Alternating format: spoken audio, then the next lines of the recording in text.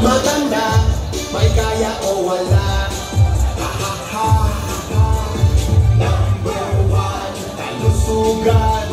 Number two, bongo. Tayo'y magbongo-bongo sa Senado. 28 ang kanyang numero. Mag-28 sa Senado. Senator Bongo. Si Mr. Malasakit, Senador Christopher Lawrence Bongo. Palakpakan po! Gawin po natin ang pagdating ng ating Senador, Mr. Malasakit, Senador Bongo. Pumuna tayo, balik po tayo sa ating mga buwan.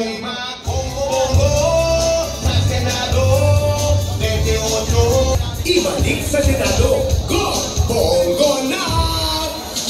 Laban sa ilegal na droga, tayo'y magsama-sama. Sa larangan ng malakasang krimen, maiiwasan.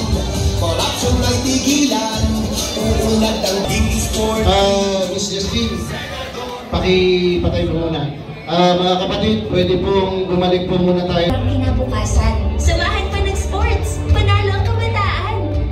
Bunga ng malasakit ang Bata at maganda, may kaya o wala. Number one, kalusugan. Number two, may trabaho. Number three, maging sporty. Senador Bongo, tayo'y magbongo-bongo. Number one, kalusugan. Number two, may trabaho. Number three, maging sporty. Senador Bongo, tayo'y magbongo-bongo sa Senado. 28 ang kanyang numero. Mag-28 sa Senado. Senator Bongo. Go! Bongo!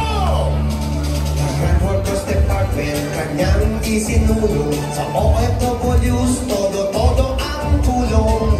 Pati sa kabataan, misyon niya ang magservisyo. Senador na, pwede ba natin gawing number one naman ito sa susunod na laban?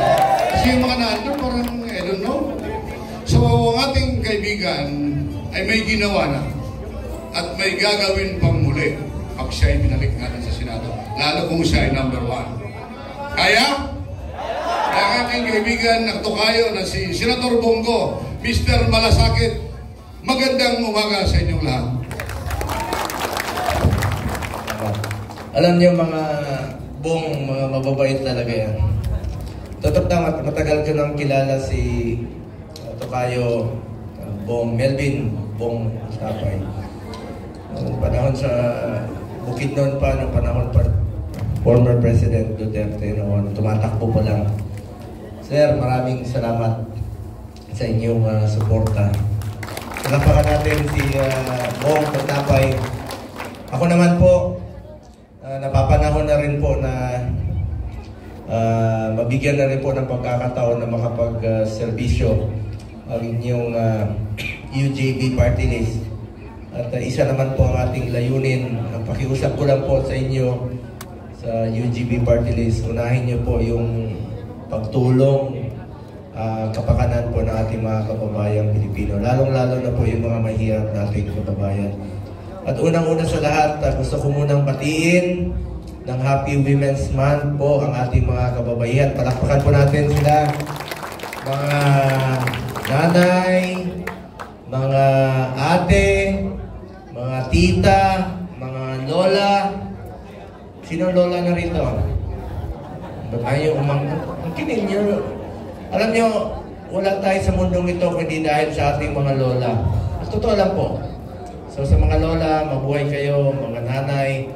Ako naman bilang isang tatay na rin po, a proud parent po ng isang CPA lawyer. May anak po ako na valedictorian ng College of Law dito sa Ateneo at summa cum laude din ng College of Accountancy noong 2019.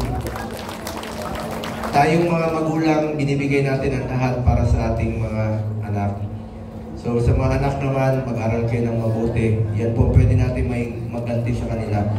At pangalawa po, bilang inyong isang membro po sa Committee on Women sa Senado ay isa sa aking isinulong rin po, no? Isa ako sa mga author at co-sponsor ng Republic Act 11861 na nag-amendya sa Solo Parents Welfare Act of 2000 kung saan po'y makapagbibigay tayo ng mas maraming benepisyo sa mga solo parents na karamihan ay mga kababaihan po. Ang hirap po maging solo parent, di ba? Hirap po magpalaki na mag-isa sa kanilang mga anak. So, bigyan rin po natin ng pagpupugay. Palakpakan natin ating mga solo parents. Kanina po, may lumapit sa akin, papasok ako rito. May yumakap sa akin kanina yung isa sa mga tagapamahala rito sa museum. Sabi niya sa akin, "Sir, maraming salamat sa tulong sa pamangkin niya. Isa naman, naging beneficiaryo po." Sabi ko sa kanila, "Huwag po kayo magpasalamat sa akin. Ako nga ho ang dapat magpasalamat sa inyo. Dahil isa po akong probinsyano na binigyan niyo po ng pagkakataon na makapaglingkod po sa inyo lahat. Maraming salamat po sa inyo lahat." Alam ko maraming mga Bisaya dito. Sino mga taga Mindanao dito? Maayong utlo ninyo. Sino mga taga Visayas? Mga Bulanon. Maayong utlo. Sino mga Bisaya? Maayong utlo. Mga Ilonggo. Tidak mo sa parente ko ni. Mga Ilonggo, pinsan ko yan. Ang tawag sa inyo, Ilonggo, pangalan ko, Bungo. Waray! Ako rin, waray kwarta. Pandamay ni waray upay. Mga Ilocano rin po, mga Bicolano, magandang araw, marhay na gusto sa inyo lahat. Maraming salamat po sa inyong lahat. No? Dakulang salamat, Agyamanak unay sa inyong tiwala. Hindi ko po sasayangin yung pagkakataong binigay nyo sa akin. Nagtatrabaho po ako para sa Pilipino. Gusto ko pong batiin ang kasamahan ko, no? Dito, of course, ang ating Universal President, si Bong Contapay. Palapakan po natin. And of course, si Ma'am Maria Charo Calalo. Palapakan po natin. Ang ating second nominee. Ang Universal Chairperson, si Arthur Cummins. Palapakan po natin. Maraming salamat, sir. Dito rin po si Kagawad De La Rosa, kapatid ng aking kasama. May suggestion lang ako sa iyo, Kapitan Wengke. Kapitan ka na yan? Kagawad na. Mali yun nasulas mo, John. Kagawad Wengke De La Rosa. Para talagang maging representante ka ni Senator Bato, tiisin mo lang, kahit na ngayong ilang buwan lang, medyo bawas-bawasan mo na yung buhok. Kamukha na kayo ni Senator Bato, di ba? Suggestion lang yun. 2 months lang, tubo na naman ulit yan. Kamukha, ibigan ko ito, mga taga-Davao rin ito, mga Bisaya, mga silingan may. Palapakan natin si Kagawad Wengke De La Rosa, representing Senator Bato De La Rosa. Dito rin po si Attorney Jimmy Bondok, si Ipe Salvador kanina po, mga kasamahan ko rin po. And of course, ang ating Universal Secretary General, Nestor Nirsa Jr., palapakan natin. Vicente Angao, Universal Advisor. Rene Diquita, Universal Director.